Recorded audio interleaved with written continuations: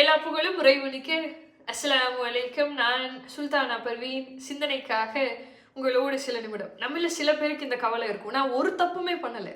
எந்த வகையிலும் யாருக்கும் எந்த பாதிப்பையுமே நான் குடுக்கவே இல்ல. ஆனா, ஒரு ஹேட் என்ன சுத்தி இருந்துகிட்டே இருக்கு. ஒரு வெறுப்புணர்வு என்ன சுத்தி இருந்துகிட்டே இருக்கு. அது சொந்தக்காரங்களா இருக்கட்டும், பக்கத்து வீட்ல இருக்கிறவங்க, இந்த சொசைட்டி, நீங்க வேலை பார்க்கக்கூடிய இடம், எதுவுமே பண்ணாம என்ன வெறுக்குறாங்க. அதுக்கு என்ன காரணம் அப்படின்னு நம்ம தேடிட்டே இருப்போம். உங்களுடைய கிளாரிட்டிக்காக இந்த விஷயத்த நான் சொல்றேன். ஒரு பெரிய ஆசிரமங்க. அந்த ஆசிரமத்துல தலைமை குரு ஒருத்தர் இருக்காரு. அவருக்கு ரிட்டயர்மென்ட் வயசு வந்தது. அதுக்கு மேல அவர்னால வேலை செய்ய முடியாது. இப்போ அந்த ஆசிரமத்தினுடைய பொறுப்பையும், தலைமை குரு அப்படிங்கிற அந்த பதவியையும் வேற அங்க இருக்கக்கூடிய சீடர்களை யாராவது ஒருத்தரை தேர்ந்தெடுத்து குடுக்க வேண்டிய ஒரு நிலை. எல்லா சீடர்களையும் வர வைக்கிறாரு. வர வச்சுட்டு சொல்றாரு, எனக்கு வயசாயிடுச்சு. என்னால நீ இந்த ஆசிரமத்தையும் இந்த தலைமை குரு அப்படிங்கிற பதவியும் தாங்கிட்டு இருக்க முடியாது. உங்கள யாருக்காவது அதை கொடுக்கலான்னு நான் இருக்கேன்.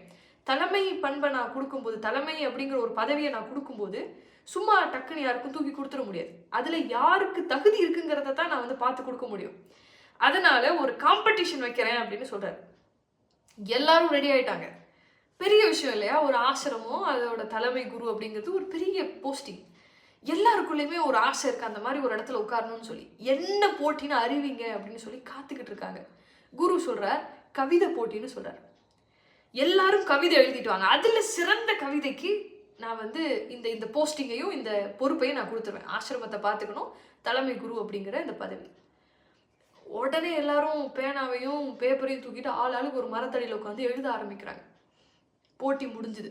எல்லா கவிதையும் கொண்டு வந்து இப்போ தலைமை குரு கிட்ட கொடுத்தாச்சு. ரிட்டையர்மெண்ட் ஆகிறாரு இல்லையா, அவர்கிட்ட கொடுத்தாச்சு. எல்லாத்தையும் படிச்சு பார்க்குறாரு. அடுத்த நாள் காலையில வந்து ரிசல்ட் சொல்றாங்க. எல்லாருக்குள்ளேயும் ஒரு ஒரு ஆச்சரியம், ஒரு ஆவல் இருந்துகிட்டே இருக்கும். ஒரு எக்ஸைட்மெண்ட்டோடவே இருந்துகிட்டே இருக்காங்க. யாரா இருக்கும், நம்மள யாரா இருக்கும், யாரா இருந்தாலும் ஓகே. அனௌன்ஸ்மெண்ட் எப்படி வருது அப்படின்னு சொன்னா, கவிதை எழுதுனதுலேயே யாருடைய கவிதை நல்லா இருக்கு அப்படின்னா சமையல்காரனோட கவிதை தான் நல்லா இருக்கு. அப்போ இந்த ஆசிரமத்தை பார்க்கக்கூடிய பொறுப்பும் தலைமை குரு அப்படிங்கிற இந்த பதவி சமையல்காரனுக்கு தான் போகுது அப்படின்னு சொல்லி அனௌன்ஸ் பண்ணிட்டு, அதோட நிறுத்தாம அந்த குரு என்ன செய்யறாருன்னா, சமையல்காரனை நிக்க வச்சு வாழ்த்து தெரிவிக்கிறார்.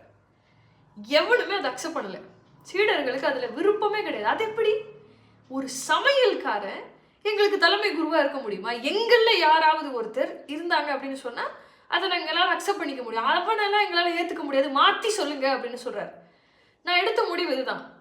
அவருடைய கவிதை தான் நல்லா இருந்தது, அதனால அவருக்கு தான் இதுக்கப்புறம் இதை பத்தி பேசுறதுக்கு நான் விரும்பலன்னு சொல்லிட்டு குரு போயிடுறாரு. இப்போ சீடர்கள் எல்லாம் திட்டம் போடுறாங்க. இவன் இருந்தாதானே இவன் தலைமை குரு, தீத்து கட்டிடலான்னு நினைக்கிறாங்க, முடிச்சிடலாம், கொன்றலாம்னு நினைக்கிறாங்க. இது சமையல்காரனுக்கு தெரிஞ்சது. நைட்டு நேரமா போய் அவனை கொல்லலாம் அப்படின்னு போகும்போது அவன் முன்னாடியே சுதாரிச்சுட்டு என்ன பண்ணிடுறான், ஓடி போயிடுறான். அந்த இடத்துலயே அவன் இல்லை. அடுத்த நாள் எல்லா சீடர்களும் வந்து தலைமை குரு முன்னாடி நிற்கிறாங்க. அவன் ஓடி போயிட்டான். அவனுக்கே தெரியுது அவன் இதுக்கு தகுதி இல்லாதவன்னு சொல்லி. நீங்க தான் அவனை தேர்ந்தெடுத்துட்டீங்க, இப்போ அவன் ஓடிட்டான் இல்லையா, எங்கள்ல யாரையாவது ஒருத்தரை தேர்ந்தெடுங்க அப்படின்னு சீடர்கள்லாம் சொல்றாங்க. குரு சிரிச்சுக்கிட்டே அப்படி சொல்றாரு, உங்களுக்கெல்லாம் ஒரு விஷயத்த நான் சொல்லட்டுமா? இதே சம்பவம் என் வாழ்க்கையில நடந்திருக்கு. நான் யார் தெரியுமா? அது மாதிரி ஓடி வந்த சமையல்காரன் தான் அப்படின்னு சொன்னாராம். எதுக்காக நான் சொல்றேன் அப்படின்னு சொன்னா, எந்த ஒரு காரணமுமே இல்லாம உங்களை சுத்தி ஒரு வெறுப்புணர்வு இருந்துட்டே இருக்கு. உங்களை வெறுக்கிறாங்க, உங்களை ஒரு மாதிரி பார்க்குறாங்க, உங்களை தனியா வச்சிடறாங்க, ஒதுக்கிடுறாங்க அப்படின்னு சொன்னா, மார்க் மை வேர்ட், இன்னையிலிருந்து 10 வருஷத்துல அவங்களால சகிச்சுக்கவே முடியாத ஒரு பெரிய இடத்துல நீங்க இருப்பீங்க. அப்படி ஒரு இடத்துல உங்களை பார்த்துடக்கூடாதுங்கிறதுக்காக தான் உங்க மேல அப்படி ஒரு வெறுப்புணர்வை வைக்கிறாங்க. அதனால ஏன் இப்படி வெறுக்கிறாங்கிறத யோசிக்காம எப்படி பெரிய ஆளாகலான்னு யோசிங்க. அஸ்ஸலாமு அலைக்கும்.